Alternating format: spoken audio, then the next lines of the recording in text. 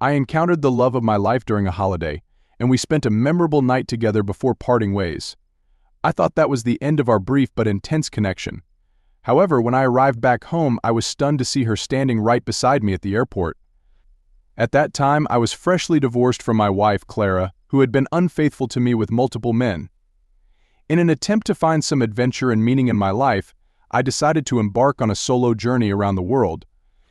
But as fate would have it, I bumped into Clara at the airport, arm in arm with another man.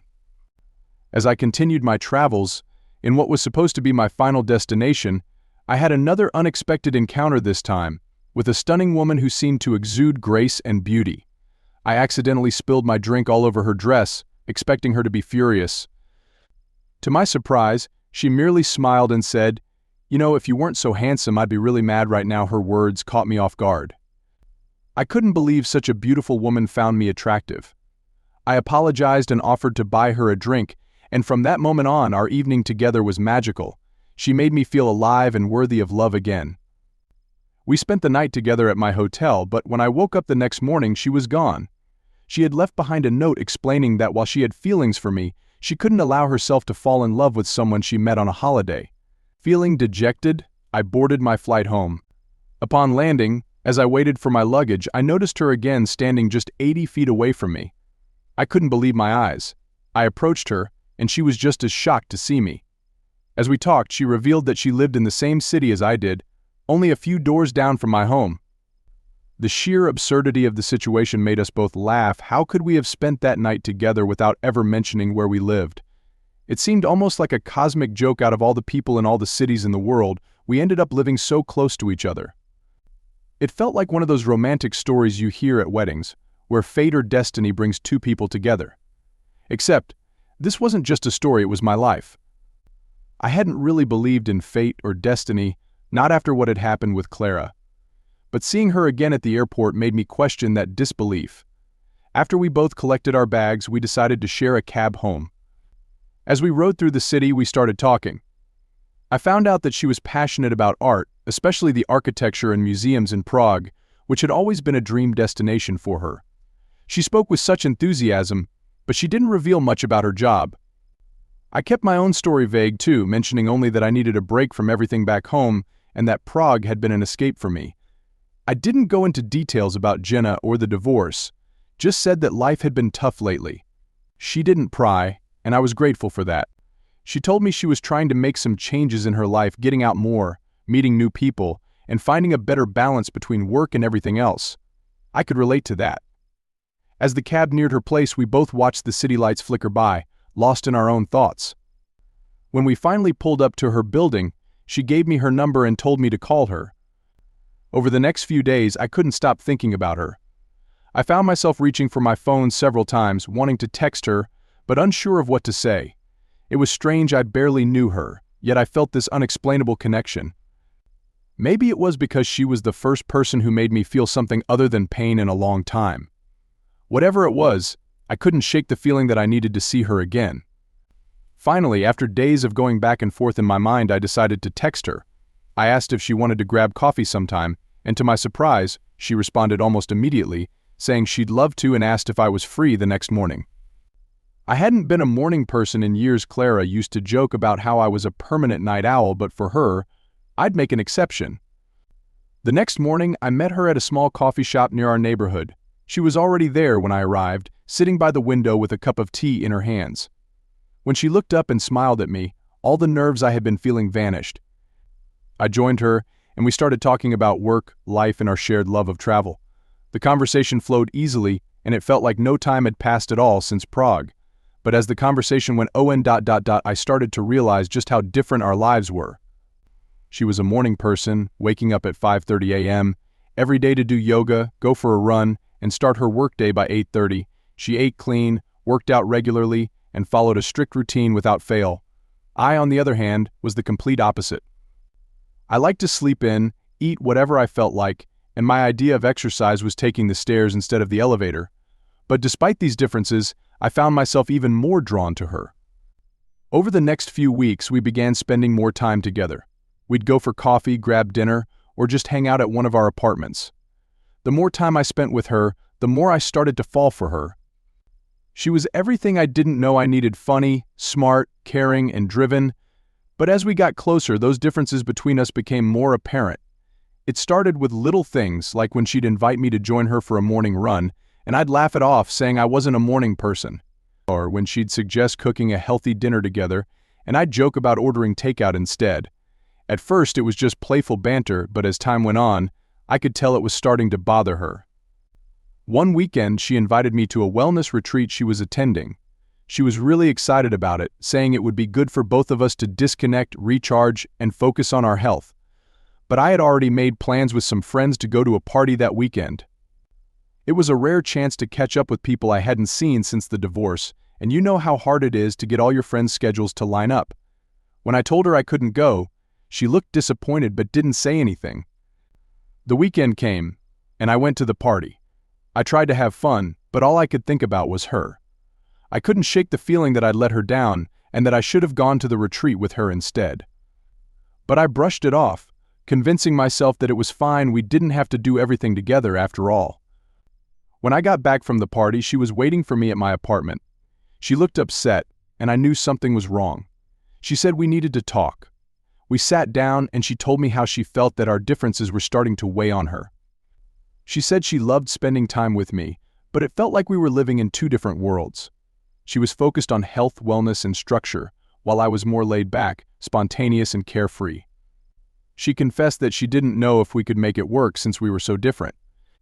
As she spoke, I felt a pit in my stomach.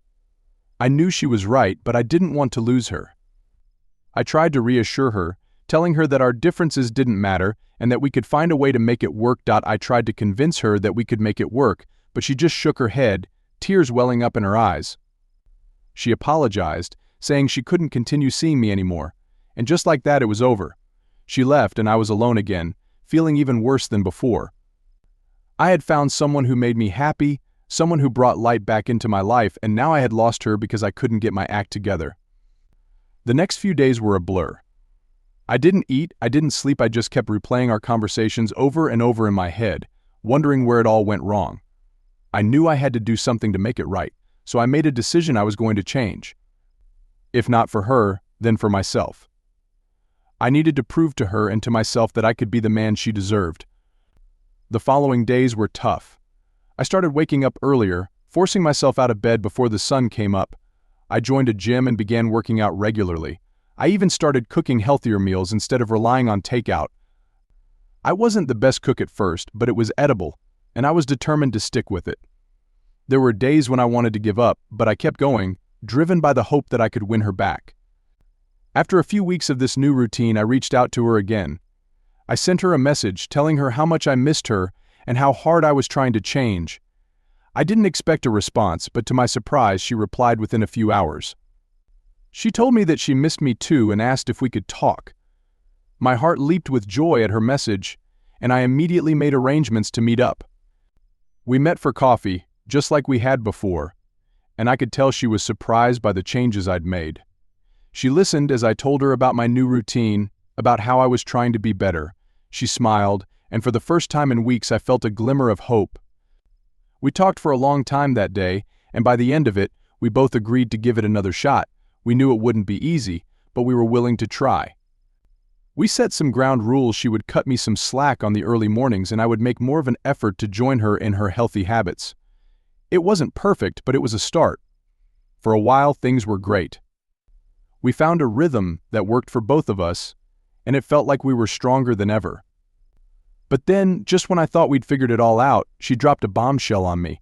One evening over dinner, she told me she'd accepted a job offer in another city, 4 hours away from here.